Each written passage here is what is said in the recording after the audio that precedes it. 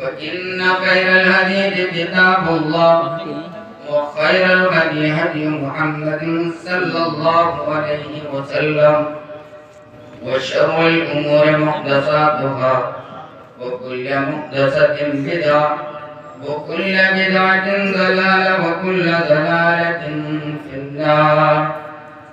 أعوذ بالله السميع العليم من الشيطان الرجيم. بسم الله الرحمن الرحيم. وللذين كفروا بربهم عذاب جهنم وبئس المصير. إذا ألقوا فيها سمعوا لها شهيقا وهي تفور تكاد تميز من الغيظ كلما ألقي فيها فوج سألهم خزنتها ألم يأتكم نذير. رب اشرح لي صدري ويسر لي أمري واحلل عقدة من لساني يفقهوا قولي. رب زدني علما رب زدني علما رب زدني علما. سبحانك لا علم لنا إلا ما علمتنا إنك أنت العليم الحكيم.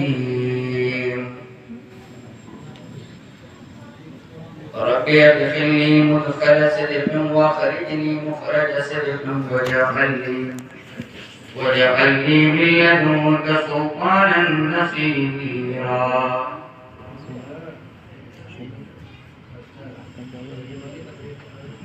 اسٹیج پر جلوہ افروز معزز علماء کرام، صدر جلسہ و ناظم اسٹیج، قرب و جوار سے تشریف لائے ہوئے تمام معزز مہمانان نظامی،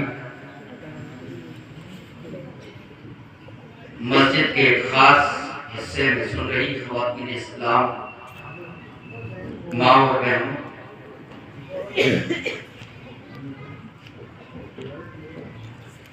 آئیے ہم سب سے پہلے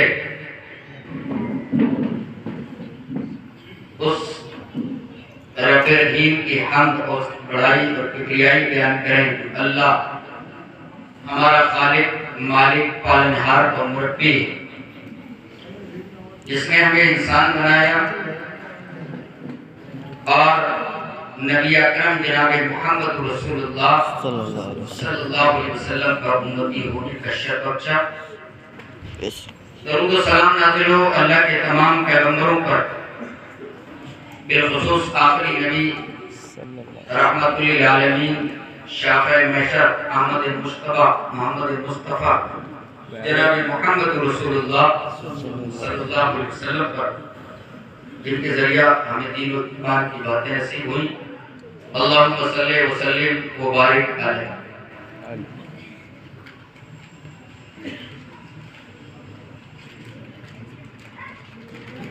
بڑے ہی خوش قسمت لوگ ہیں جو اس مجلس کے اندر شریک ہوئے، اور مجلس بھی اللہ کے گھر میں، جس کی خاص ایک فضیلت ہے کہ جب اللہ کے گھر میں بیٹھ کر اللہ کا ذکر ہوتا ہے، اللہ کی کتاب کا دراسہ ہوتا ہے، کتاب پر غور و خوض ہوتا ہے، اللہ اس کے رسول کا ذکر ہو رہا ہوتا ہے، وہاں اللہ کے فرشتے موجود ہوتے ہیں، اور اللہ رب العالمین ایسے لوگوں کا تذکرہ اپنے پاس موجود مخلوق یعنی فرشتوں کے درمیان میں کرتا ہے۔ تو میں سب سے پہلے گزارش یہ کروں گا کہ آپ اگر واقعی قرآن و حدیث یعنی اللہ اس کے رسول کی باتوں کو سننے کے لیے آئے ہیں، تو انتظار یہ مت کیجیے گا کہ ہمیں مزہ آ رہا ہے یا نہیں آ رہا، بلکہ آپ سنیے اور سمجھنے کی کوشش کیجیے اور اصلاح کیجیے کہ ہمیں کوئی کمی تو نہیں ہے، کہیں ہماری زندگی یوں ہی آزادانہ تو نہیں گزر رہی ہے، کیونکہ باتیں انشاءاللہ مختلف انداز سے ہمارے سامنے آئیں گی، اور اسی پر ہمیں اپنا تجزیہ کرنا ہے، ہمیں اپنا جائزہ لینا ہے کہ ہم کہاں پر ہیں اور کس طریقے سے ہم عمل کر رہے ہیں۔ کیا جو کام ہم کرتے ہوئے زندگی گزار رہے ہیں اس سے اللہ راضی ہے یا نہیں راضی ہے، وہ ہمارا عمل نبی اکرم جناب محمد رسول اللہ صلی اللہ علیہ وسلم کے بتائے ہوئے طریقے کے مطابق ہے یا نہیں۔ اللہ رب العالمین سے دعا ہے رب العالمین مجھے حق اور سچ کہنے، آپ سب کو سننے اور ہم سب کو اس پر عمل کرنے کی توفیق عطا فرمائے، آمین۔ ٹاپک عنوان جو دیا گیا ہے اور دیا کیا گیا ہے، بلکہ ہمارے یہ جو ساتھی ہیں وہ اچھی طریقے سے جانتے ہیں، کیونکہ مولانا لیک صاحب یہاں کئی سال رہے ہیں تو ان کے توسط سے کئی پروگرام بھی یہاں پر اپنے ہوئے ہیں اور ویسے بھی آنا جانا رہا ہے۔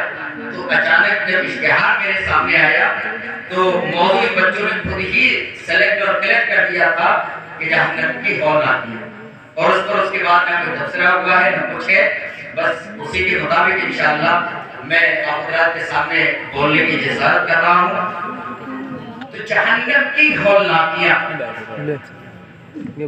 جہنم یہ شبد اور یہ ورڈ اور یہ لفظ سننے کے بعد شاید مسلمان کا کون سا بچہ ہے جس کے ذہن و دماغ میں بات نہیں آئی ہو کہ جہنم کیا چیز ہے۔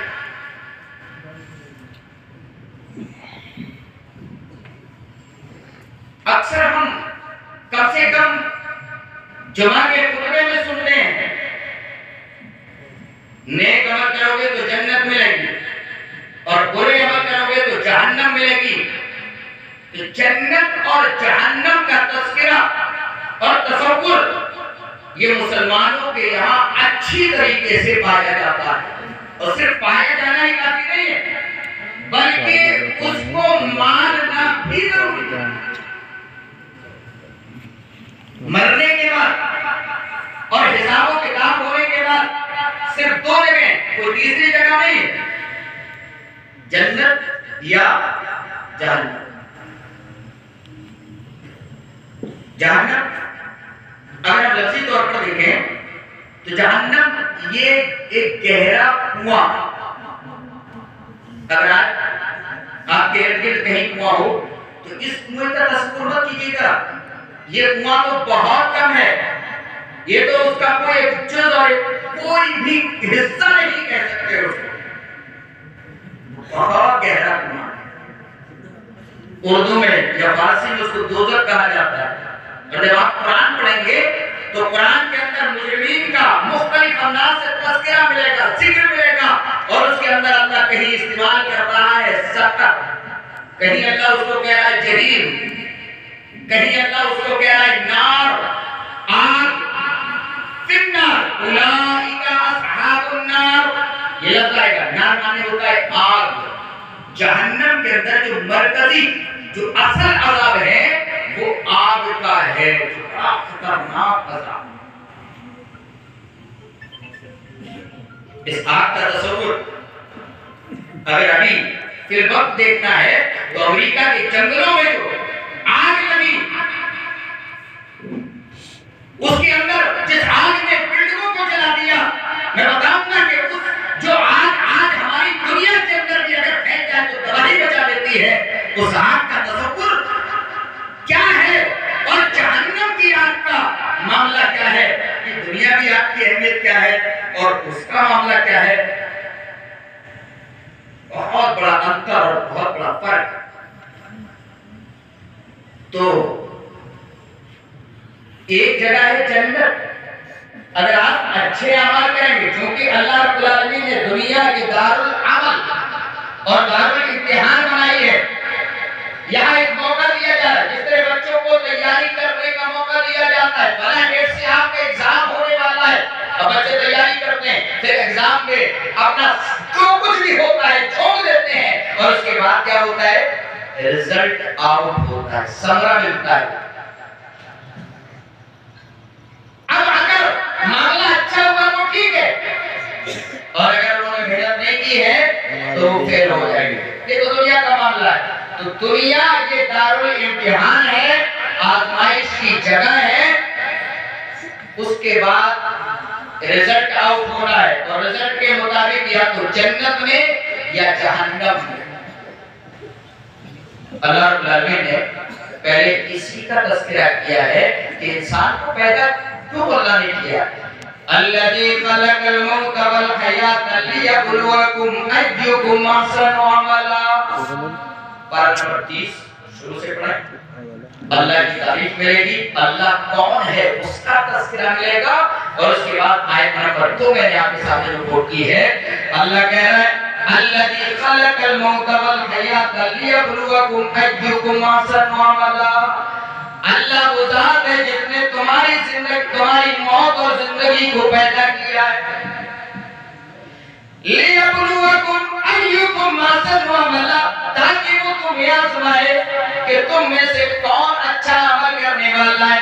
احسن یہ اس میں تفضیل ہے، یہ علماء جانتے ہیں جس میں دوسروں کی بنسبت معنی کی زیادتی ہوتی ہے۔ احسن منکم، تم میں سے کون زیادہ اچھا عمل کرنے والا ہے۔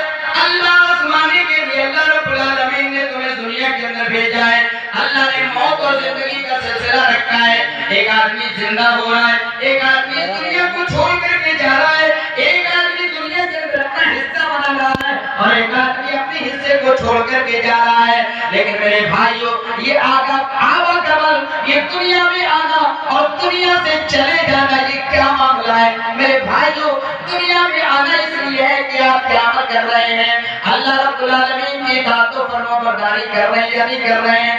اللہ نے جو اپنے نبیوں کو بھیجا، لاش میں حضرت محمد رسول اللہ کو بھیجا، آپ اپنے نبی کی باتوں کو صحیح طور پر مان رہے ہیں یا نہیں مان رہے ہیں؟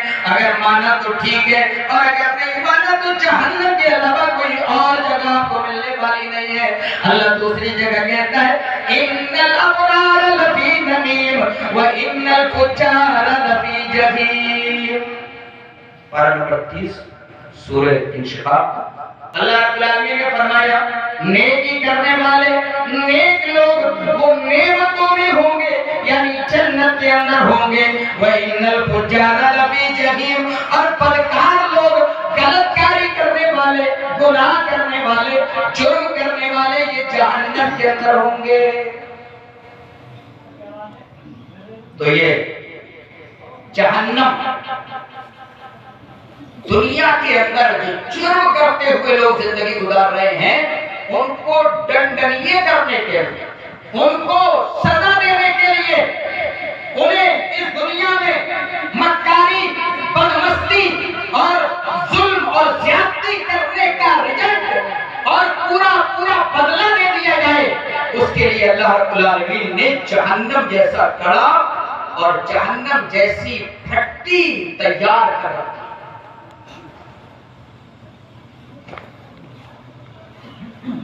جہنم یہ بڑی خطرناک جگہ ہے، آج ہم اس کا تصور بیان نہیں کر سکتے۔ قرآن آپ پڑھتے چلے جائیں، ایک سے ایک لفظ آپ کو ملے گا جو قرآن نے جہنم کا نقشہ کھینچا ہے۔ آپ پڑھیں کبھی قرآن؟ ہمیں نہ ترجمہ آتا ہے، نہ ہم کبھی دھیان سے علماء کی تقریریں سنتے ہیں، اس لیے ہم آزادانہ زندگی گزارتے ہیں۔ ورنہ اگر آخرت کا تصور، میدان محشر کا تصور، جہنم کی وہ ہولناکیاں اگر ہمارے ذہن و دماغ کے اندر گھر کر جائیں تو میرے بھائیوں، جتنا مجلسوں کے اندر ہم مستیاں کرتے ہیں، جتنے زور سے ہنستے ہیں، یا ہماری مائیں اور بہنیں کس طریقے سے بیاہ شادی کے اندر بن ٹھن کر بن سمجھ کر کے آزادانہ گھومتی اور پھرتی ہیں، اگر جہنم کا نقشہ ان کے ذہن و دماغ کے اندر آ جائے تو واقعی یہ دنیا کی چکا چوند بہت پیچھے رہ جائے۔ آدمی آدمی بڑی سادہ اور سنجیدگی والی زندگی گزارتا ہوا آگے بڑھ جائے گا، اور اگر اس جہنم کے بارے میں کچھ نہیں جانے گا تو پھر جیسا چاہے ویسا کرے۔ آئیے میرے بھائیوں، میں ہولناکی کا تذکرہ کرنے سے پہلے بتاؤں کہ جہنم میں جانے والے کون لوگ ہیں، بس مختصر، کیونکہ ٹائم کا اشارہ کیا گیا ہے بڑا مختصر سا۔ تو جہنم میں جو جہنم تیار کی گئی ہے وہ اللہ اور اس کے رسول، یوم آخرت، پرلے کے دن کا انکار کرنے والوں کے لیے تیار کی گئی سب سے پہلے۔ اور یہ ایسے لوگ ہیں، بولا تو میں استعمال نہیں کر رہا ہوں، شاید سمجھ گئے ہوں گے، انکار کرنے والے سمجھ گئے ہوں گے، بولا استعمال کرو تو لوگ چلتے ہیں تمہارے قرآن میں یہ لفظ استعمال کیا گیا ہے، حالانکہ بولا کوئی گالی ہے نہ کسی کے اپوزٹ ہے نہ کسی کے برخلاف ہے۔ کفار کا مطلب ہوتا ہے کہ جو آخرت کے دن کا انکار کرنے والا ہو، اللہ ایشور اور بھگوان کو ریلی طور پر، حقیقی طور پر نہ ماننے والا ہو، اس کو کہتے ہیں جو بھی کرے، میں کروں تو میں بھی وہی ہو جاؤں گا، دوسرا کرے تب بھی ہو جائے گا۔ اور اگر ایسا کرتا ہے تو اللہ رب العالمین نے اس کے لیے جہنم کو تیار کر رکھا۔ حضرت آدم علیہ السلام کو اللہ رب العالمین نے جنت کے اندر رکھا، حوا علیہ السلام کو جنت کے اندر رکھا۔ اللہ نے منع کر دیا، فَلَا تَقْرَبَا هَٰذِهِ الشَّجَرَةَ، اے آدم اور اے حوا تم دونوں اس درخت کے قریب مت جانا، لیکن وہ چلے گئے۔ جانے کے بعد اللہ نے نیچے اتار دیا، اور اتارنے کے بعد اللہ رب العالمین نے انہیں توبہ اور استغفار کرنے کا موقع دے دیا، لہذا انہوں نے دعا کی، اللہ رب العالمین کو منایا، ربنا ظلمنا انفسنا وان لم تغفر لنا وترحمنا لنکونن من الخاسرین۔ ربنا، اپنے رب کو بڑے پیارے لفظ میں اور اللہ نے سکھا دیا، پوری دعائیں اٹھاؤ، اپنے پروردگار کو جب پکارنا ہے تو ربنا یا ربی کہہ کے پکارا جاتا ہے۔ حضرت آدم علیہ السلام اور حوا علیہ السلام دعا کر رہے ہیں۔ آج نہ جانے کتنے قصے اور کہانیاں مولویوں نے کر کے دنیا والوں کو دے دی ہے کہ حضرت آدم نے ایسے دعا کی تھی، ایسے دعا کی تھی۔ ساری چیزوں پر گولی مارو، آؤ میرے قرآن کو، جو اللہ نے مجھے قرآن دیا ہے، آؤ میرے محبوب کتاب کو پکڑ لیتے ہیں۔ اللہ رب العالمین نے فرمایا کہ میرے آدم علیہ السلام نے جو دعا کی تھی، ربنا ظلمنا انفسنا وان لم تغفر لنا، اے ہمارے پروردگار ہم نے اپنے نفسوں پر ظلم کر لیا ہے، ربنا ظلمنا انفسنا وان لم تغفر لنا، اور اے اللہ اگر تو نے ہمیں مغفرت نہ کی، اگر ہم نے ہمیں بخشا نہیں، لنکونن من الخاسرین، تو ہم خائب و خاسر ہو جائیں گے، ہم گھاٹا اٹھانے والوں میں سے ہو جائیں گے۔ حضرت آدم علیہ السلام نے دعا کر لی، دعا کرنے کے بعد اللہ چاہتا تو پھر جنت میں ڈال دیتا نہیں، لیکن اللہ رب العالمین کو کچھ اور مقصود تھا۔ اللہ نے حضرت آدم علیہ السلام کو دنیا کے اندر اسی پرتھوی پر، اسی دھرتی پر اتار دیا، اور اتارنے کے بعد اللہ رب العالمین نے فرمایا قُلْنَا اهْبِطُوا مِنْهَا جَمِيعًا فَإِمَّا يَأْتِيَنَّكُم مِّنِّي هُدًى فَمَن تَبِعَ هُدَايَ فَلَا خَوْفٌ عَلَيْهِمْ وَلَا هُمْ يَحْزَنُونَ۔ آدم علیہ السلام نے توبہ کر لی، توبہ کرنے کے بعد اللہ نے کہا قُلْنَا، ہم نے کہا، سورہ بقرہ کے اندر پارہ نمبر 1 آیت نمبر 38 اور 39، اللہ رب العالمین نے فرمایا قُلْنَا اهْبِطُوا مِنْهَا، ہم نے کہا تم سب کے سب اتر جاؤ نیچے، جمیعہ تم سب۔ اس وقت حضرت آدم علیہ السلام تھے، حوا علیہ السلام، حوا علیہ السلام، لیکن سب کو کیوں؟ حضرت آدم علیہ السلام کی پشت سے جو لوگ، جو جنریشن، جو نسل قیامت تک آنے والی تھی، تمام کو مخاطب کر کے اللہ رب العالمین نے فرمایا قُلْنَا اهْبِطُوا مِنْهَا جَمِيعًا، تم تمام کے تمام نیچے اتر جاؤ۔ فَإِمَّا يَأْتِيَنَّكُم مِّنِّي هُدًى فَمَن تَبِعَ هُدَايَ فَلَا خَوْفٌ عَلَيْهِمْ وَلَا هُمْ يَحْزَنُونَ۔ تم میں سے جب بھی جس کے پاس میری ہدایت آئے، میری رہنمائی آئے، بس جس نے اس رہنمائی اور اس سب مارگ کی پیروی کر لی، جو سیدھے راستے پر چلے گا، فَلَا خَوْفٌ عَلَيْهِمْ وَلَا هُمْ يَحْزَنُونَ، اسے نہ کوئی خوف ہوگا، نہ اسے کوئی ڈر ہوگا، اور نہ وہ دنیا کے اندر غمزدہ ہوگا، اسے کوئی بھی دقت اور پریشانی نہیں ہوگی۔ وَلَا هُمْ يَحْزَنُونَ۔ اللہ رب العالمین نے کلمے لوگوں کا تذکرہ کیا جو اللہ کی مانے گا، اور دنیا کے اندر جو آئے گا اس کے پاس رسول بھیجے جائیں گے، اللہ کی کتابیں رہنمائی کے لیے، سب مارگ دکھانے کے لیے، سیدھا راستہ صراط مستقیم دکھانے کے لیے اللہ رب العالمین نے فرمایا ہم تمہارے درمیان ہدایت کا راستہ بھیجیں گے، یعنی کتابوں کو بھیجیں گے، رسولوں کو بھیجیں گے، ان کے ذریعہ جنہیں بھی سیدھا راستہ مل جائے اور جس نے اس کی پیروی کی ان کے لیے کوئی خوف کا معاملہ نہیں ہوگا اور وہ کوئی غم کا معاملہ ان کے لیے نہیں ہوگا۔ یہ تمام مومنین کے لیے اللہ رب العالمین نے فرما دیا، اور جو مومن ہو جائے، جو متقی ہو جائے، کوئی اللہ کا ولی ہے، اور الا ان اولیاء اللہ لا خوف علیہم ولا هم یحزنون کا بھی یہی مطلب ہے۔ چلو یہاں تک معاملہ ہو گیا، لیکن اگلی آیت میں اللہ نے فرمایا والذین کفروا وکذبوا بآیاتنا اولئک اصحاب النار هم فیہا خالدون۔ اور وہ لوگ جنہوں نے والذین کفروا، جنہوں نے کفر کیا، جنہوں نے انکار کیا، جنہوں نے اللہ کا انکار کیا، جنہوں نے رسولوں کا انکار کیا، کتابوں کا انکار کر دیا، قیامت کے دن کا انکار کر دیا، وَكَذَّبُوا بِآيَاتِنَا، اور جنہوں نے ہماری آیات کی تکذیب کی، ہماری آیات کو، ہماری نشانیوں کو، ہماری قدرتوں کو اور ہماری قرآنی آیات کی جن نے تکذیب کر دی، وَكَذَّبُوا بِآيَاتِنَا أُولَئِكَ أَصْحَابُ النَّارِ هُمْ فِيهَا خَالِدُونَ۔ یہی لوگ جہنم میں، آگ میں جانے والے ہیں، اور یہ اس کے اندر ہمیشہ ہمیشہ۔ تو کفر کرنے والے اور کفر کرنے والوں کا کوئی نام نہیں ہے، آپ ہی انکار کر بیٹھو۔ کتنے مسلمان ہیں، مسلمان ہو کر کے اگر تھوڑی تکلیف آ جائے، تھوڑی پریشانی آ جائے، ابھی ایک بابا ہے، ان کا بیان سنا جا رہا تو سامنے والی عورت کہہ رہی ہے میرا ہار گم ہو گیا ہے، اگر ہار مل گیا مجھے ایشور پر، بھگوان پر بڑا بلیو ہے، بڑا وشواس ہے، لیکن میرا شوہر کہہ رہا ہے اگر نہیں ملا تو میں انکار کر دوں گی، کوئی بھگوان نہیں۔ ہمارے مسلمانوں میں کتنے ایسے ہیں، بہت تکلیف ہو گئی، بڑی آزمائش آ گئی، دقتیں آ گئی، بیماریاں گھر گھیرے ہوئی ہیں، آج فلاں کا ہاتھ ٹوٹ گیا، فلاں کا یہ ہو گیا، دعا کروائے۔ باقاعدہ ہمارے یہاں بھورے ٹانے کے اندر ایک ایسا پکا سچا نمازی جو ہر وقت اذان ہونے سے 10 منٹ پہلے مسجد میں اپستھت اور حاضر رہا کرتا تھا، لیکن اس کی بیوی جب بیمار ہوئی دعائیں کرتا رہا، اللہ میری بیوی کو صحت اور تندرستی دے دے، یہ دے دے، اللہ دوائیں چل رہی ہیں اس میں یہ کر دے، لیکن نتیجہ یہ پہنچا کہ ان کی بیوی کا دیہانت ہو گیا، وہ مر گئی، انتقال ہو گیا۔ لوگوں نے بتایا، بولے ان صاحب نے اتنا خطرناک جملہ کہا ہے، انہوں نے کہا کہ اگر اللہ ہوتا تو ہماری بات کو ضرور سنتا۔ اس کا مطلب اللہ کچھ نہیں ہے۔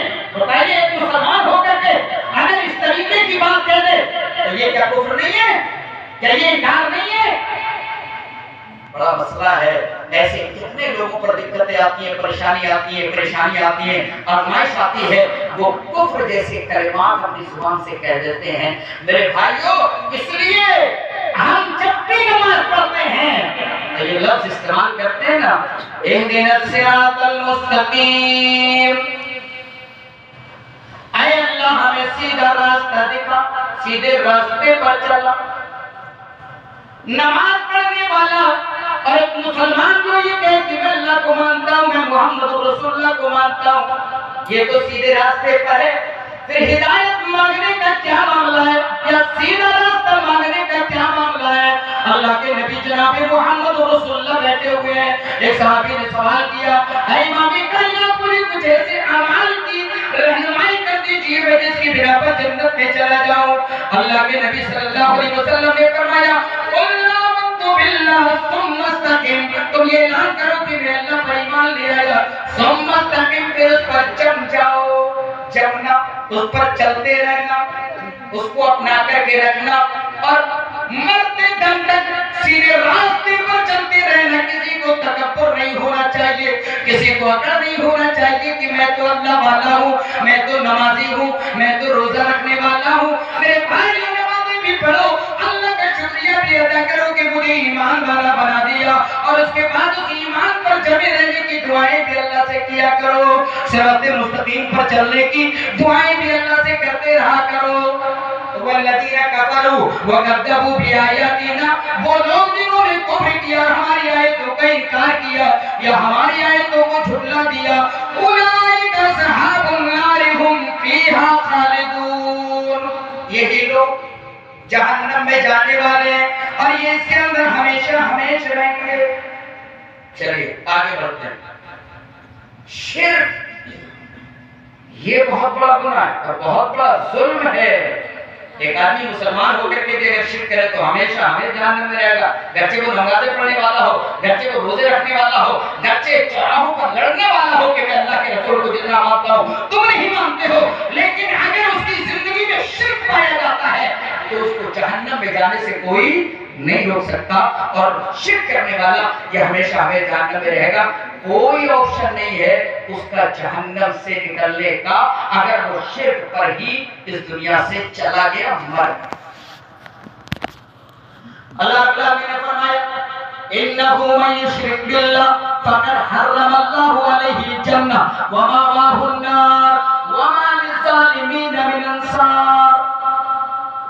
پارہ نمبر 6 سورۃ المائدہ آیت نمبر 72 بات، انه من يشرك بالله فقد حرم الله عليه الجنة، یقیناً وہ شخص جس نے شرک کر لیا، اللہ کا پارٹنر بنا دیا، اللہ کا شریک اور شریک ٹھہرا دیا، اللہ بھی سننے والا اور دوسرے لوگ بھی سننے والے، اللہ کی طرف دوسرے لوگ بھی پہنچنے والے، ہماری مرادوں کو پہنچا دینے والے۔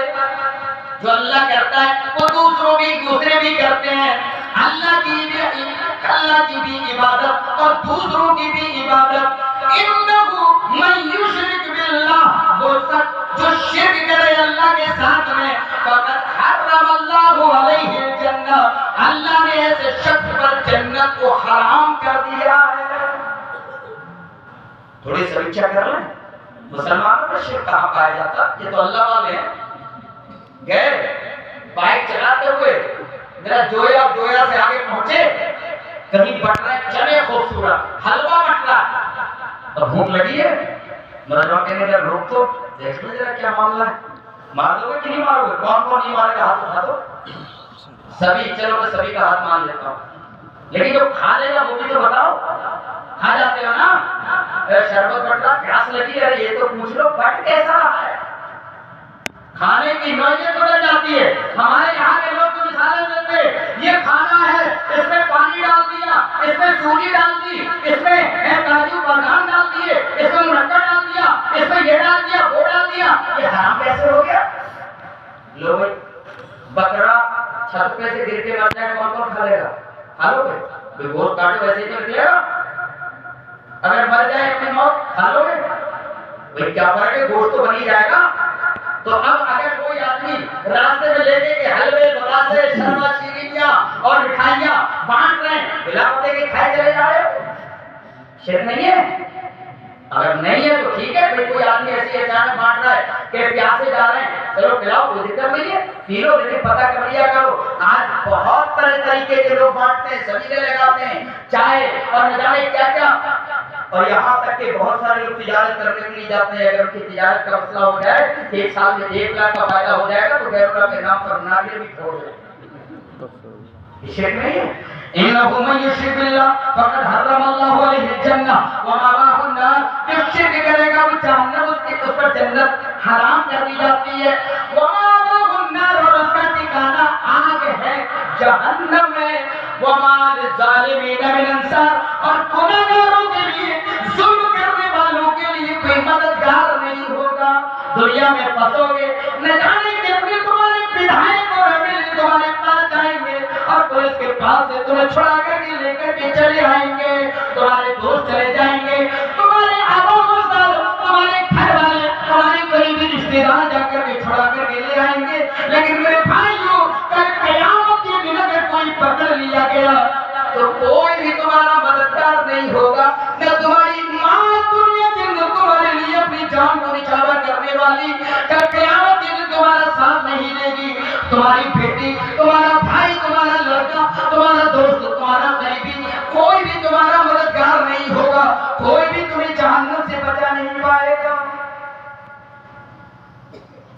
اور شرک کے تعلق سے ایک بات اور بتا دوں، اللہ رب العالمین نے انبیاء کو مخاطب کیا اور اپنے نبی کو بتایا کہ اس سے پہلے بھی سارے انبیاء کے پاس یہ وحی کی گئی کیا وَلَقَدْ أُوحِيَ إِلَيْكَ،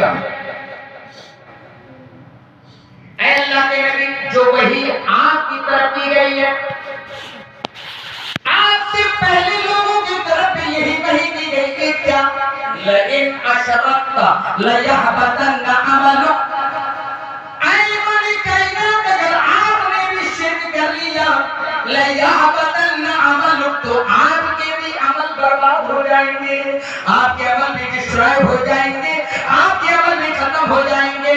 کتنے لوگ میری بات سن کر کے صبح کو یہ کہیں گے ایک مولوی نے تو یہ کہہ دیا کہ محمد رسول اللہ اگر آپ بھی شرک کر لیں، کیا کہا شرک اللہ کے نبی کر لیں گے ہو ہی نہیں سکتا، لیکن اللہ کے نبی کے ذریعہ اللہ امت کو یہ میسج دے رہا ہے کہ اگر اتنی بڑی ہستی جو ساری کائنات کی امام ہے، سید الانبیاء ہے، سید البشر ہے، خیر البشر ہے، اتنی بڑی ہستی جسے اللہ نے آسمان پر بلایا، اتنی بڑی ہستی جسے سارے انبیاء کا سردار اور خاتم النبیین بنایا، اللہ نے کہا اے امام کائنات اگر آپ نے بھی شرک کر لیا لَيَحْبَطَنَّ عَمَلُكَ تو آپ کے عمل بھی برباد ہو جائیں گے۔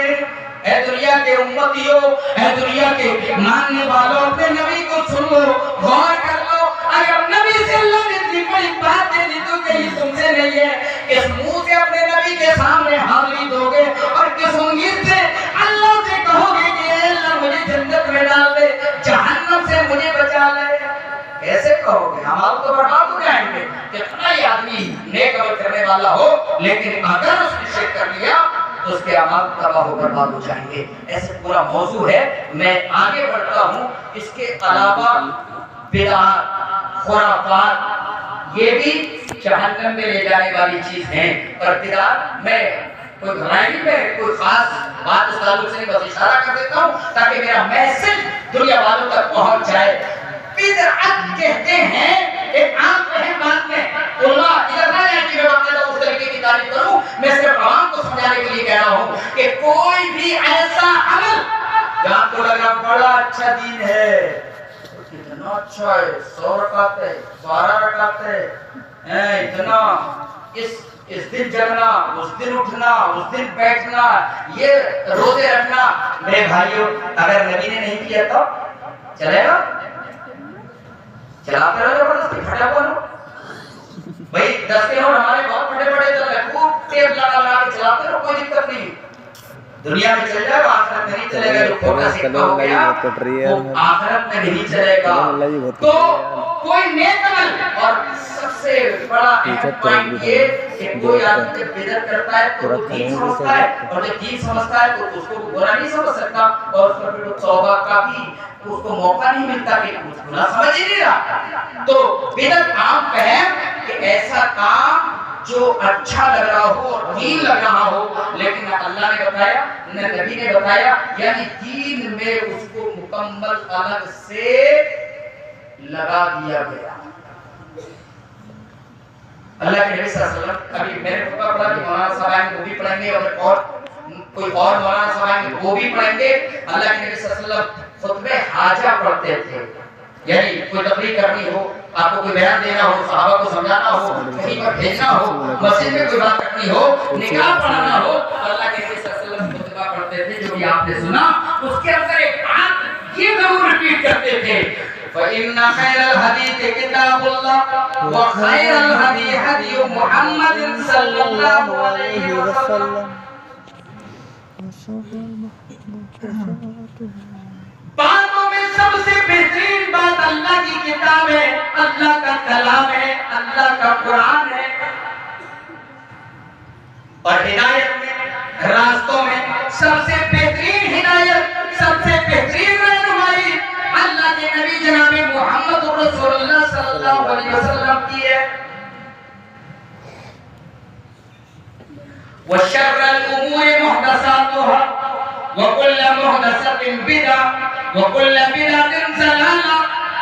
اللہ کے نبی جناب محمد رسول اللہ صلی اللہ علیہ وسلم یہ بات کہا کرتے تھے، وَشَرَّ الْأُمُورِ مُحْدَثَاتُهَا،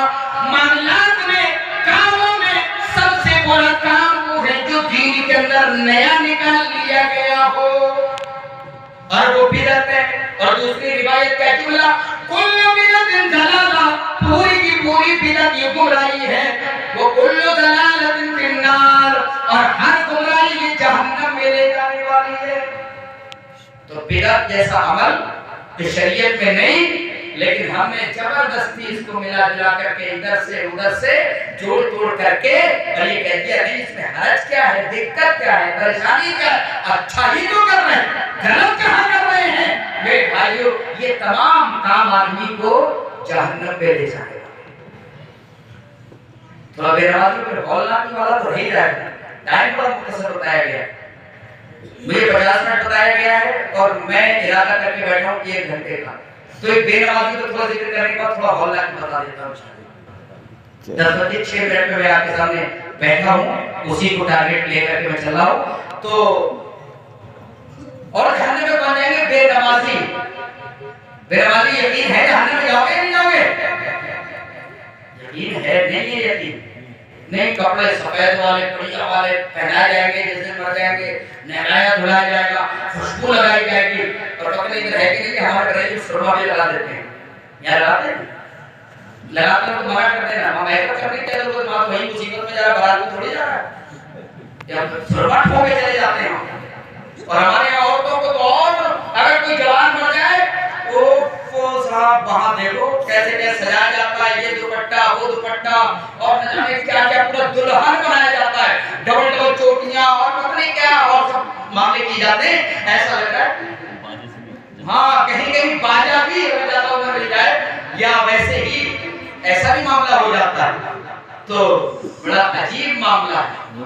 تو بے نمازی یہ جہنم میں جائیں گے، اللہ یہ کہ اگر وہ توبہ کر لیں، ان کے یہاں جہاں نمازوں کی کوئی اہمیت نہیں، وہ تو کہتے ہیں اگر کسی نے 50 سال میں نماز کی تو وہ شروع سے شمار کریں گے، ظہر کی کم نہیں پڑی تھی، عصر کی کم نہیں پڑی تھی، فجر کی کم نہیں پڑتی، لیکن ہمارے یہاں تھوڑی سی یہ ہے اللہ پہ بھروسہ کرتے ہوئے کہ جہاں سے آپ کی سمجھ میں آ جائے توبہ کر لو اور اس کے بعد نمازیں پڑھنا شروع کر دو۔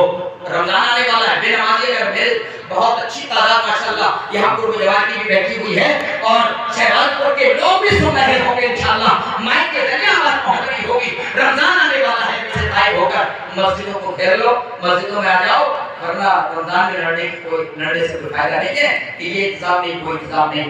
بہرحال جہنم میں جانے والے بے نمازی بھی ہیں۔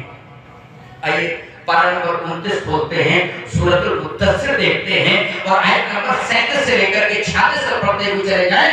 اللہ رب العالمین نے فرمایا کل نفس بما کسبت رہینا، ہر نفس اپنے نفس کے بدلے میں گروی رکھا ہوا ہے، جیسا کرے گا اس کے مطابق اسے بدلہ ملنے والا ہے۔ الا اصحاب الیمین، مگر دائیں ہاتھ والے جنہیں نام عمل دائیں ہاتھ کے اندر کل قیامت کے اندر دے دیا جائے۔ الا اصحاب الیمین فی جنات یتساءلون عن المجرمین، وہ جنتوں میں وہ باغات میں اللہ کی نعمت بھری جنتوں میں بیٹھے ہوئے ہوں گے، یتساءلون عن المجرمین، وہ مجرموں سے سوال کر رہے ہوں گے، کوسچنز کر رہے ہوں گے، پوچھ رہے ہوں گے ما سلککم فی سقر، تمہیں جہنم میں کس نے ڈال دیا؟ سقر جہنم میں، اس دوزخ کے اندر کون سی عمل تھی جس نے تمہیں لا کر کے جہنم میں پھینک دیا؟ ما سلککم فی سقر قالوا لم نک من المصلین، قالوا یہ جمع کیسے گا؟ وہ تمام کے تمام بے نمازی جواب دیں گے لم نک من المصلین، ہم نمازی نہیں تھے، ہم نماز پڑھنے والے نہیں تھے، وَلَمْ نَكُ نُطْعِمُ الْمِسْكِينَ، اور مسکینوں کو ہم کھانا نہیں کھلایا کرتے تھے، ضرورت مندوں کو ہم کھانا نہیں کھلایا کرتے تھے۔ مطلب نہ حقوق اللہ ادا کرتے تھے اور نہ حقوق العباد ادا کرتے تھے، نہ اللہ کا حق ادا کرتے تھے اور نہ بندوں کا حق ادا کرتے تھے۔ آیت کیا کہہ رہی ہے؟ بے نمازی جہنم میں جائیں گے، اللہ یہ کہ توبہ کر لیں، وہ بھی آیت وہاں ہے، اگر نماز کا موضوع ہوتا تو میں بتاتا، فَخَلَفَ مِن بَعْدِهِمْ خَلْفٌ اور اس کے بعد جو ہے ان کے بعد ایسے نہ ہزار لوگ آئے جنہوں نے جو ہے اپنی منمانی زندگیاں گزاری، لیکن وہاں پر ہے مگر جس نے توبہ کر لی، پلٹ کے آ گیا، نیک عمل کرنا شروع کر دیا، ایمان لے آیا، اپنے ایمان کو صحیح کر لیا، وہ جنت میں چلے جائیں گے۔ تو موقع ہے اپنے آپ کی اصلاح کر لو میرے بھائیوں۔ نماز کے معاملے میں جو ماحول کریٹ ہو رہا ہے ایک دوسرے سے ہم حاصل کر رہے ہیں، لے رہے ہیں، ہے ایک نوجوان نے ایک دن نماز پڑھی، دوسرے دن فجر میں جانا چاہ رہا ہے، اپنا بستر ہٹا کے دیکھ رہا ہے تو ابا وہاں سو رہے ہیں، امی وہاں سو رہی ہے، نماز پڑھی نہیں ہے، تو وہ بھی سوچتا ہے چلے ابا امی اگر برداشت کر لیں گے تو کیا میں کم کر دوں، میں بھی جہنم کا برداشت کر لوں۔ وہ بھی سو گیا۔ اور سعودیہ کے اندر بچہ دیکھتا ابا بھی جا رہے ہیں، امی بھی جا رہی ہیں، فجر کے ٹائم جو ہم موبائل کہ پھر کھا کر کے ہمارے پر گر جاتا ہے تو ہم سو کر کے جب 8 بجے اٹھتے ہیں، وہاں مکہ اور مدینہ کے اندر لوگ جب ہم سوتے ہیں تب وہ مصلی سنبھال کر کے اپنے چھوٹے بچوں کے ساتھ نمازیں پڑھتے ہیں، تہجد پڑھتے ہیں۔ بتاؤ جن کے ماں باپ، جن بچوں کے ماں باپ اپنے چھوٹے بچوں کو، 7 سال کے بچوں کو، 10 سال کے بچوں کو اپنے ساتھ میں نمازیں پڑھائیں، جو مائیں اور بہنیں اپنی ہونے والی جوان بیٹیوں کو اپنے ساتھ میں مصلی پر بٹھا کر کے اگر نمازیں پڑھائیں تو بتاؤ کہ وہ نمازی بنیں گے یا نہیں بنیں گے، ان کا ماحول نمازی کا بنے گا یا نہیں بنے گا۔ اور جب خود ہی نمازیں نہیں پڑھو گے، باپ چوراہے پہ کھڑا ہے، بیٹا چوراہے سے نکل کر کے مسجد کی طرف جا رہا ہے، اگلی نماز میں سوچے گا جو ابا نے آیا تو مجھے کیا ضرورت ہے۔ یہ ماحول ہمارا بنا ہوا ہے۔ قالوا لم نكن من المصلين، ہم نمازیں نہیں پڑھا کرتے تھے، ولم نكن نطعم المسكين، اور ہم مسکینوں کو، ضرورت مندوں کو کھانا نہیں کھلاتے تھے۔ ابھی ہماری اس بستی کے نوجوان مدرسہ محمدیہ کے اندر الحمدللہ انہوں نے کھانا کھلایا۔ یہ زندگی کے اندر کھانا کھلانا غریبوں کو، مسکینوں کو بہت بڑی اہمیت کا معاملہ ہے، ورنہ زیادہ تر تو یہ ابا لوگے دوسرے دن دیکھ چتیا ایسا کھانا کھلوانا ہمارے یہاں ہندوستان کے اندر۔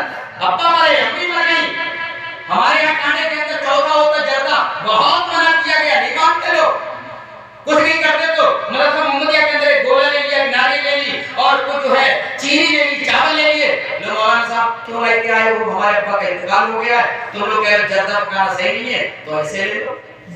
یہ جیسے وہ بنی اسرائیل مچھلی پکڑتے تھے نا، سنیچر کو منع کیا گیا تو سنیچر کو گڈھے کھود کے ڈال دیتے تھے، اتوار کو لا کے لے کے آ رہے مچھلی وہ پکڑے۔ تو یہ ہیلے اور بہانے، لیکن میرے بھائی اپنی زندگیوں میں اللہ نے تمہیں توفیق دی ہے تو غریبوں کو کھانا کھلایا کرو، یہ کھانا کھلانا مومنوں کی صفت ہے، ایسا کیا کرو۔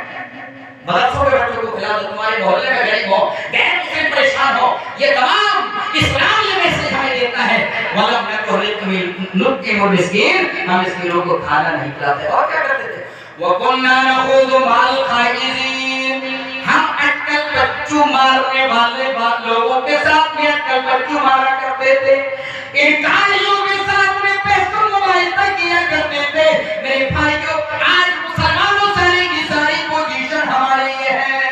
ابھی دلی میں الیکشن ہوا، سارے کے سارے چوراہوں پر، ساری دکانوں پر چرچا، فلاں جیتے گا، فلاں نہیں جیتے گا، فلاں اس لیے نہیں جیتے گا، فلاں ہی جیتے گا، اب ایسا ہوگا تو یہ ہو جائے گا۔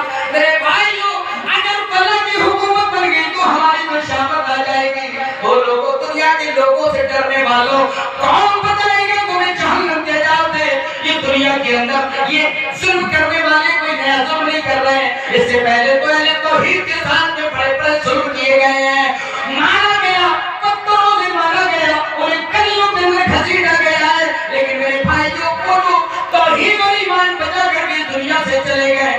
ہم سے زیادہ خوش قسمت کوئی ہو ہی نہیں سکتا ہے۔ دنیا میں دنیا والے پریشان کریں، مالنچی کریں، تمہیں چلتے ہوئے، نمازیں پڑھتے ہوئے مارنے لگے، مارنے دو، لیکن میرے بھائیوں کل قیامت کا معاملہ اگر تمہارا اچھا بن گیا تو تم جنت میں چلے جاؤ گے، اس سے بہتر کوئی اور بات نہیں ہو سکتی۔ لیکن اگر دنیا میں لوگ بڑے اچھے حکمراں مل جائیں تو یہ آزادانہ زندگی گزارنے والے بنا دیں، لیکن اگر تم اللہ والے نہ بن سکے اور اگر محمد رسول اللہ نہ بن سکے، اگر صحابہ کے نقش قدم پر نہ چل سکے تو میرے بھائیوں سن لینا، تمہارا کوئی بھی پرسان حل قیامت کے دن نہیں ہوگا۔ اور بے نمازیوں اگر نمازیں نہیں پڑھو گے تو جہنم میں جانے کے سوا کوئی اور معاملہ نہیں ہوگا۔ جو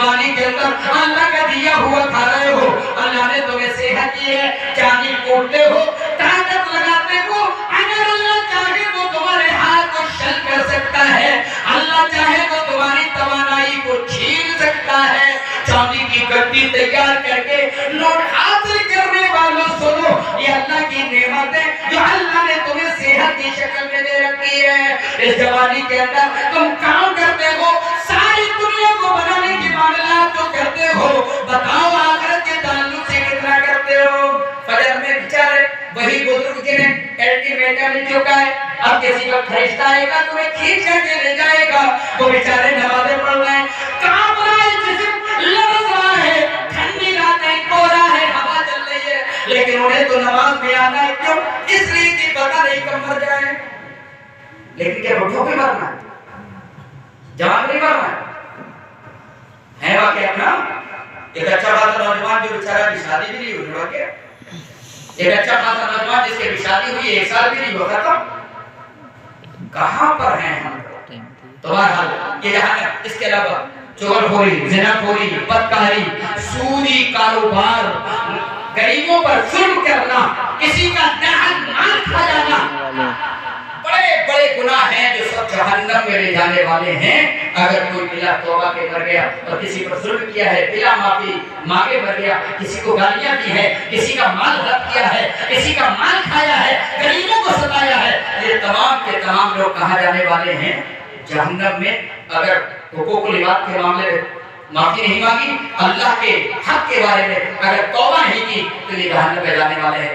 آئیے ایک آیت میں پڑھتا ہوں جہنم کی ہولناکی کے تعلق سے۔ اللہ رب العالمین نے فرمایا وَلِلَّذِينَ كَفَرُوا بِرَبِّهِمْ عَذَابُ جَهَنَّمَ وَبِئْسَ الْمَصِيرُ۔ وہ لوگ جو اپنے پروردگار کا انکار کرتے ہیں، عذاب جہنم ان کے لیے جہنم کا عذاب ہے، وَبِئْسَ الْمَصِيرُ، اور یہ کیا ہی برا ٹھکانہ ہے۔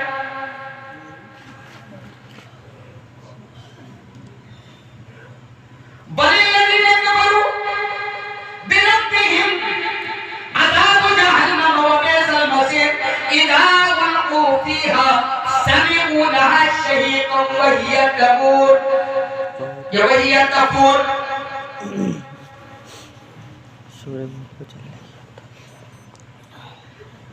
پورا ٹھکانہ ہے، اور جب یہ لوگ جہنم کے اندر ڈالے جائیں گے، سَمِعُوا لَهَا شَهِيقًا، تو اس کی بڑی خطرناک چیخ اور پکار سنیں گے۔ جہنم کے اندر ایک مرکزی عذاب جو آگ کا ہے، اور ایک عذاب ہے جو جہنم بھی خود چیخ رہی ہوگی اور جہنمی بھی چیخ رہے ہوں گے۔ شہید کہتے ہیں جب گدھا چیختا ہے، پہلی آواز جب نکالتا ہے تو شاید اگر کمزور دل کو گدھے کے پاس کھڑا ہو تو شاید اس پر ٹیک ہو جائے، اتنی خطرناک آواز وہ گدھا نکالتا ہے، اس کو شہید کہا جاتا ہے۔ جب یہ لوگ اس کے اندر ڈالے جائیں گے، سَمِعُوا لَهَا شَهِيقًا، اس کے اندر یہ چیخ سنیں گے، بڑی خطرناک آواز سنیں گے، اور وہ موج مار رہی ہوگی، وہ ابال کھا رہی ہوگی وہ جہنم۔ کُلَّمَا أُلْقِیَ فِیہَا فَوْجٌ سَأَلَهُمْ خَزَنَتُهَا أَلَمْ یَأْتِکُمْ نَذِیرٌ۔ میرے بھائی اتنی خطرناک جگہ، اتنی خطرناک جگہ، اللہ رب العالمین نے جہنم کے دروازوں پر جہنم کے دروازے بنا کر کے تیار کر رکھے ہیں۔ جو فرشتے ہیں وہ فرشتے ان جہنمیوں کو دیکھ کر کے سوال کریں گے، بتاؤ کیا تمہارے پاس کوئی ڈرانے والا نہیں گیا تھا؟ کیا تمہیں سب سے مار کے لے کر کے رہنمائی کرنے والا نہیں گیا تھا؟ کیا کوئی تمہارے درمیان میں جہنم سے ڈرانے والا، آخرت کے دل سے ڈرانے والا اور میدانی میدان سے ڈرانے والا کیا تمہارے درمیان میں نہیں گیا تھا؟ قالوا بلا، کہیں گے کیوں نہیں، ہمارے پاس تو گیا تھا۔ فَكَذَّبْنَا وَقُلْنَا مَا نَزَّلَ اللَّهُ مِن شَيْءٍ، کہیں گے ہاں کیوں نہیں گیا تھا، لیکن ہم نے انہی کی تکذیب کر دی، ہم نے کہہ دیا فَكَذَّبْنَا، ہم نے جھٹلا دیا، اور ہم نے یہ کہا کہ اِنْ أَنْتُمْ إِلَّا فِي ضَلَالٍ كَبِيرٍ، نہیں ہو مگر تمہیں بڑی گمراہی کر کر تم ہی الٹے گمراہ ہو۔ اور دنیا والے مسلمانوں کو کہہ رہے ہیں یہی لوگ بیکار ہیں، مذہب اسلام کوئی نہیں ہے، یہ تو ابھی جلدی سے آیا ہے، مذہب اسلام بہت سارے لیڈر حضرات نے، بہت سارے حکمران نے جو ٹی وی ڈیبیٹ پہ جاتے ہیں تو کہتے ہیں ہاں 1450 برس پہلے 1500 برس پہلے اسلام آیا. اسلام کب آیا؟ اور بہت سارے مسلمان بھی سنتے ہیں کہتے ہیں صحیح کہہ رہا ہو یہ بھلا لوگ کہہ رہے ہیں ہمارا دھرم تو 2000 سال پہلے آیا اور ان کا تو ابھی 1500 برس پہلے آیا. میرے بھائیو اسلام جب سے حضرت آدم علیہ السلام دھرتی پہ آئے تب سے اسلام آیا. بیچ میں کبھی گڑبڑیاں ہو گئی، نبیوں کا سلسلہ آنا بند ہوا، یہ معاملہ ہوا، پھر اللہ نے نبی بھیجا، پھر اسلام کی تعلیمات کو آگے بڑھایا گیا، پھر وہ نبی دنیا سے چلے گئے، پھر اللہ نے نبیوں کو بھیجا. ایسے بہت سارے نبیوں کو اللہ نے بھیجا. ان کی لاسٹ کڑی آخری نبی کون ہے؟ محمد رسول اللہ صلی اللہ علیہ وسلم. وہ بات کرنے کا جائے گی سیتا پور میں ایک محمد اسرائیل نکلے، عجیب ٹی وی ڈیبیٹ والا عجیب ایک سوال تو کر لیتا بھائی محمد اسرائیل کو نام بتا رہے اور محمد تو چھوڑ دو. اسے جب کہتے محمد کون ہے کہ یہ مت پوچھو بس اللہ کی وحی نازل ہو رہی ہے میرے پاس. اس کو وحی نازل ہونے لگی تو اسے نماز سنی تو اتحیات پڑھتے ہوئے جو ہے وہ پورا نبی کا نام ہی لے گیا، ایھا النبی بھی کہہ گیا، عبدہ رسول بھی کہہ گیا. کہ ہاں تم یہی پھنسانا چاہ رہے تھے. دونوں کا اچھا بتاؤ تو پھر وہ محمد کون تھے؟ لیکن مجھ سے استاد کو کچھ نہیں بولو، میرے کو وحی نازل ہو رہی ہے. لوگ بہت سے اگلا کوشش نہیں کرتے ہوئے عربی میں نازل ہو رہی ہے، فارسی میں نازل ہو رہی ہے، اردو میں نازل ہو رہی ہے، انگلش میں نازل ہو رہی ہے، کس میں نازل ہو رہی ہے؟ دیکھ لینا ٹی وی پر وہ بہت تیز وائرل ہو رہا ہے ویڈیو. تو یہ اس طریقے کے دعوے دار بھی، حالانکہ نبی کیا ہے؟ خاتم النبیین ہیں، آخری نبی ہیں، ان کے بعد کوئی بھی نبی آنے والے نہیں ہیں. اب یہ شکیل بہار میں اور نے پہلے دعویٰ کیا تھا ختم کی نبوت، اب یہ سیتا پور میں آئی ہے نبوت، کہاں سے آ رہی ہے پتہ نہیں. تو ایسے بیچ بیچ میں لوگ پیدا ہو جاتے ہیں. تو خیر میرے بھائیوں سمجھو آج ہماری پوزیشن کیا ہے، ہمارے حالات کیا ہیں، ہم کدھر ہیں. اس جہنم کی ہولناکی کے تعلق سے ہم اتنا کچھ کر رہے ہیں. اس جہنم کو دیکھیں، اس کے اندر چیخو پکار ہے، اس کے اندر لپٹیں ہیں، اس کے اندر بھڑکتی ہوئی آگ ہے.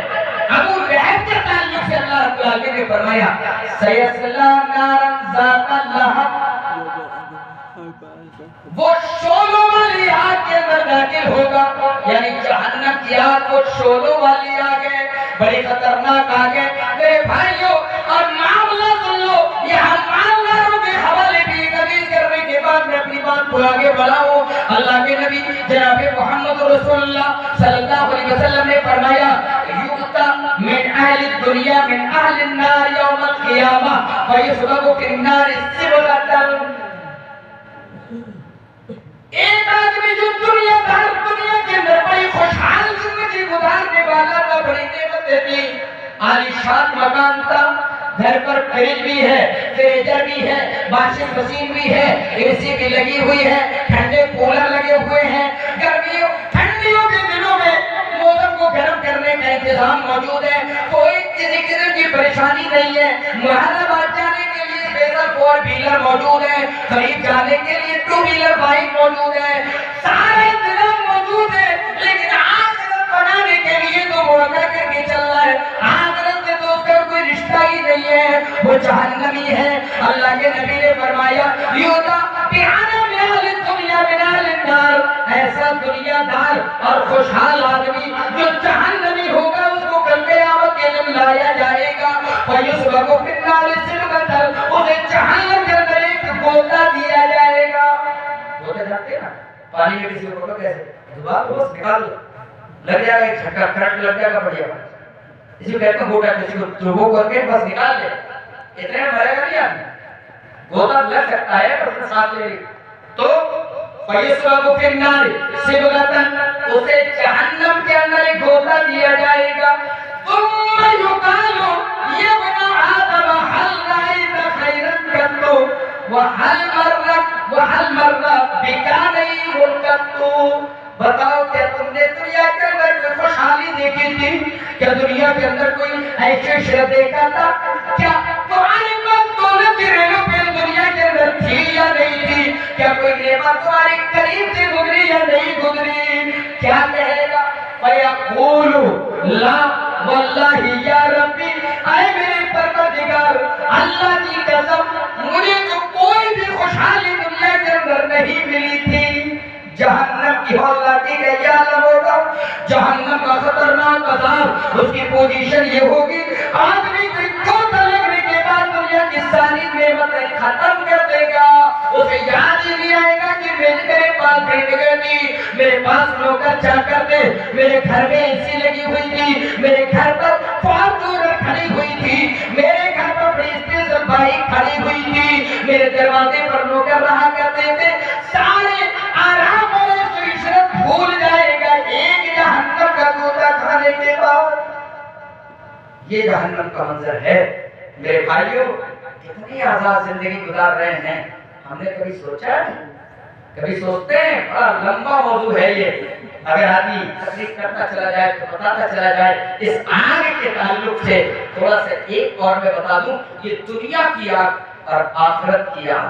اللہ کے نبی نے فرمایا ہذہ نارکم التی یوقد ابن آدم جزء من 70 جزءا من نار جہنم، جہنم کی جو آگ ہے 70واں درجہ اس دنیا کی آگ ہے، جہنم کی آگ کا درجہ 69 درجے زیادہ ہے، اور 70 میں سے ایک حصہ دنیا بھی آگ کا ہے۔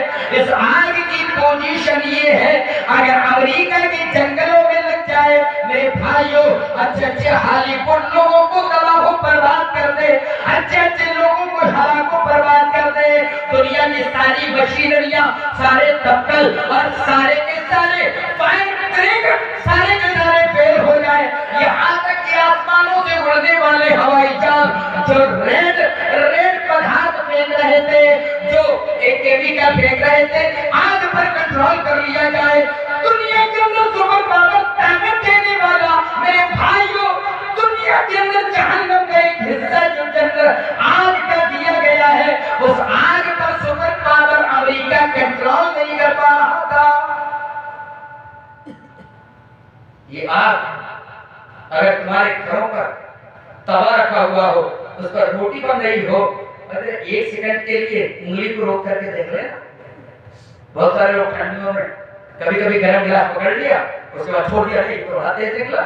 یہ دنیا کی آپ کی پوزیشن ہے، ابھی برداشت نہیں کر پاتا، کتنے لوگ جل جاتے تو مر جاتے، بچ ہی نہیں پاتے ہیں۔ آدمی اگر کہیں ہیٹر پر تاپ رہا ہو تو اگر تیز جلنے لگے تو اس کے قریب نہیں بیٹھ پاتا، اتنی خطرناک آگ ہے یہ دنیا کی۔ میرے بھائیوں، آخرت کی جہنم کی آگ کا منظر کیا ہے؟ اللہ کے نبی کہتے ہیں اوقد علی النار 1000 سنۃ حتی احمرت، جہنم کی آگ کو 1000 سال تک دھوکا گیا، حتی احمرت، یہاں تک کہ وہ سرخ ہو گئی۔ ثم اوقد علیہا 1000 سنۃ حتی ابیضت، پھر 1000 سال تک دھوکا گیا۔ میرے بھائی 60 سال کی زندگی 70 سال کی زندگی جتنی لمبی لگتی ہے، 1000 سال تک پھر دھوکا گیا تو وہ سفید ہو گئی۔ ثم اوقد علیہ حتی اسودت، اور پھر اس کو 1000 سال تک دھوکا گیا تو کالی بھجم ہو گئی۔ وہی سوداء مظلمہ، اور اس وقت وہ بالکل کالی اور بھجم ہے، بالکل کالی ہے، دیکھے گا بھی نہیں، اور بہت تمازت ہے، بہت تیزی ہے، شرارے ہیں اس کے اندر، شعلے ہیں، چہرے پر جلا دینے والی وہ آگ ہے، اور اس کے اندر نہ موت ہے، موت بھی نہیں ہے اس کے اندر۔ اب آدمی سوچتا ہے کہ چلے یہاں تکلیف ہے تو مر جائے، آدمی معاملہ ختم ہو جائے، تو وہاں مرنے والا بھی نہیں ہے۔ میرے بھائیوں، بڑی خطرناک آگ ہے وہ۔ ٹائم ختم ہو چکا، بس ایک آیت اور اس کے بعد ایک دعا بتا کر میں اپنی تقریر ختم کر دیتا ہوں۔ اللہ رب العالمین نے اسی آگ سے بچانے کے لیے اپنے مومن بندوں کو بھی مخاطب کر دیا اور یہ کہہ دیا کہ اپنے آپ کو بھی بچا لو اور اپنے گھر والوں کو بھی بچا لو۔ اللہ نے فرمایا یا ایھا الذین آمنوا قوا انفسکم واہلیکم نارا، اے ایمان والو، کون کہہ رہا ہے؟ ارحم الراحمین، جو رحم کرنے والا ہے، جس اللہ کی سب سے بڑی صفت رحمان ہے، جس کے نام پر سورہ رحمان الحمدللہ پڑھتے ہیں تو رحمان الرحیم بہت زیادہ رحم کرنے والا میرے بھائی جو اللہ کی رحمت کا معاملہ یہ ہے، ایک کمیونسٹ جو تہذیب اگر اللہ کو گالی دیتا ہے تو اللہ اسے بھی روزی دے رہا ہے، اس کے بھی کھانے کا انتظام کر رہا ہے، بیمار ہوتا ہے تو اسے بھی شفا دے رہا ہے۔ میرے بھائیوں وہ اللہ اپنے مومن بندوں پر رحم کرتے ہوئے ایک خاص نصیحت کر رہا ہے، یا ایھا الذین آمنوا قوا انفسکم واہلیکم نارا، اے ایمان والو تم اپنے آپ کو اپنے نفسوں کو آگ سے بچا لو، جہنم کی آگ سے بچا لو، وَأَهْلِيكُمْ اور اپنے گھر والوں کو آگ سے بچا لو۔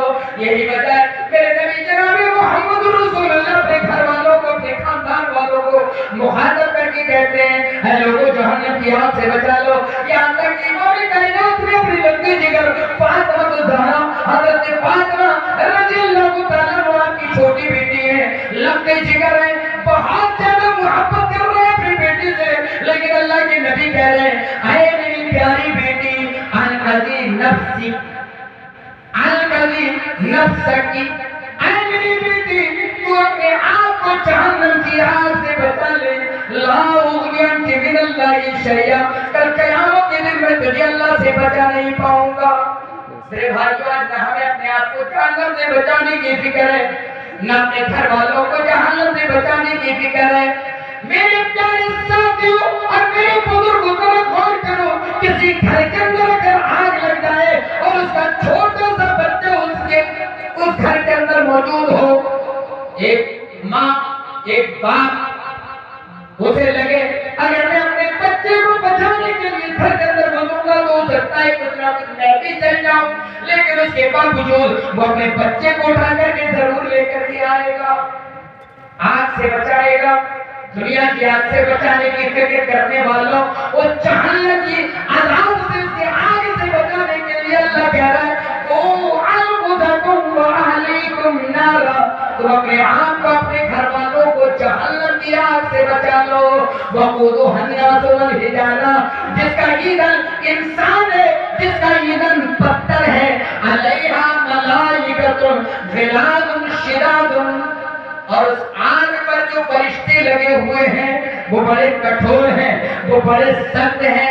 میرے بھائیوں آج دنیا میں اگر جیل کے اندر تمہیں ڈھونڈا جا رہا ہو، اگر ایک پولیس والا تمہیں دنڈ دے رہا ہو، سزا دے رہا ہو، اگر تم 10,000 روپے نکال کر کے اس کی گود میں رکھو تو ہو سکتا ہے اس کا کتابی بند ہو جائے، لیکن میرے بھائیوں وہ فرشتے لا یعصون اللہ، اللہ کی ذرہ برابر بھی نافرمانی نہیں کرتے تو اللہ کا حکم نہ ہو جائے۔ بڑے سخت فرشتے پر لگے ہوئے ہیں، وہ تمہیں ہرگز نہیں بچائیں گے۔ بس ہاں اس آیت کی روشنی میں پوچھیں گے ضرور کہ کیا کوئی ڈرانے والا تمہیں نہیں آیا تھا؟ میرے بھائیوں کتنی برائیاں ہمارے معاشرے کے اندر ہیں، ابھی معاشرے پر اسلامی معاشروں پر تقریر ہوگی انشاءاللہ، آپ سنیں گے ان تمام چیزوں کی اصلاح کریں، ورنہ جہنم۔ نمازیں پڑھیے، جھوٹ سے دور رہیے، حرام کاری آپ کتنی ان بچوں پر یہ اینڈرائڈ موبائل ہیں، کتنے بچے تو تباہ و برباد ہو گئے، کتنے بچوں نے اپنے باپ کی دولت کو برباد کر دیا۔ اس اینڈرائڈ موبائل کا جو جوا چل رہا ہے بڑا خطرناک ہے۔ 5,000 لگائے ہار گیا، 10,000 لگائے جیت گیا، اب سے لالچ ہو گیا چلو اور لگاؤ۔ میرے بھائیوں یہ تباہ و برباد کرنے والے کبیرہ گناہ شریعت نے سے منع کیا ہے، جوا ہے، شراب ہے، زناکاری ہے، بدکاری ہے، اور یہ موبائل کے ذریعہ رات کی تاریکی میں گرائیاں کرنا۔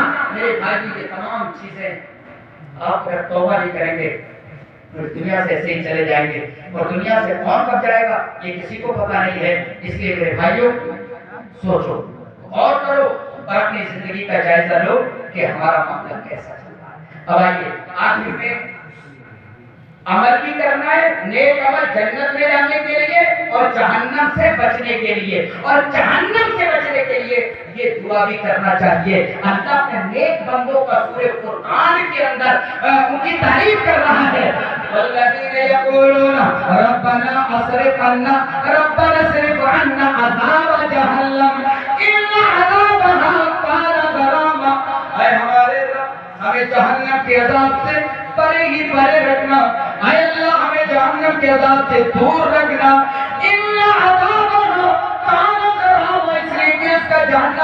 عذاب ہے، جہنم کا عذاب یہ چمٹ جانے والا ہے۔ تو یہ دعا کرنا ربنا اصرف عنا، اے اللہ جہنم کے عذاب کو ہم سے دور کر دے۔ اور یہ بھی دعا کریں ربنا آتنا فی الدنیا حسنۃ وفی الآخرۃ حسنۃ وقنا عذاب النار۔ ہماری مائیں اور بہنیں اسکرین پر سن رہی ہیں، بہت آسان دعا ہے، قرآن کی آیت ہے، اس دعا کو یاد کر لیں، ہمارے بھائی بھی یاد کر لیں۔ ربنا آتنا فی الدنیا حسنہ، اے ہمارے پروردگار ہمیں دنیا کے اندر بھلائی عطا فرما، نیکی عطا فرما، خیر کا معاملہ عطا فرما۔ ربنا آتنا فی الدنیا حسنۃ وفی الآخرۃ حسنہ، اور آخرت میں بھی ہمیں اچھائی عطا فرما، وقنا عذاب النار، اور اللہ ہمیں جہنم کے عذاب سے بچا لے۔ یہ دعا کرنی چاہیے۔ اور اللہ کے رسول اور بھی دعاؤں کے اندر جہنم سے، قبر کے عذاب سے پناہ مانگا کرتے تھے۔ اللہ تعالیٰ سے دعا ہے اللہ جہنم تو مجرمین کے لیے تیار کر رکھی ہے، اللہ ہمیں ہر طریقے کے جرم سے ہماری حفاظت فرما، اللہ صغیرہ کبیرہ گناہ سے ہماری حفاظت فرما، اللہ ہمیں ایسے اعمال کرنے کی توفیق عطا فرما کہ ہم تیری نعمتوں بھری جنت میں داخل ہو جائیں، اللہ جہنم کے عذاب سے ہماری حفاظت فرما۔ الہ العالمین ہمارے بہت سارے بھائی مسلمان دنیا کے کسی کونے میں دنیا سے جا چکے ہیں، اللہ اگر عالم برزخ میں اگر کسی نوعیت سے ان پر عذاب ہو رہا ہو، رب العالمین ان کے عذاب کو ٹال دے، اے اللہ ہمیں عالم برزخ میں سکون عطا فرما، الہ العالمین ہمیں اس دنیا کے اندر نیک عمل کرنے کی توفیق عطا فرما، جہنم کے عذاب سے بچا، اللہ جو بیمار ہیں ان شفا کاملہ عطا فرما، الہ العالمین جو پریشان ہیں ان کی پریشانی کو دور فرما، الہ العالمین جو قرض کے تلے دبے ہوئے ہیں اللہ ان کے قرض کی ادائیگی کا سامان پیدا فرما، الہ العالمین جن کے کاروبار دبے ہوئے ہیں اللہ ان کی ترقی عطا فرما، ان کے کاروبار میں برکت عطا فرما، اللہ جو نوجوان نمازوں سے غافل ہیں یا توحید کے دوسرے کاموں سے غافل ہیں اللہ انہیں توحید والا ایمان والا بنا کر نماز جیسے عمل کے قریب آنے کی توفیق عطا فرما، آمین تقبل یا رب العالمین۔ اقول قولی ھذا استغفر اللہ لی ولکم سائر المسلمین۔ السلام علیکم ورحمۃ اللہ وبرکاتہ۔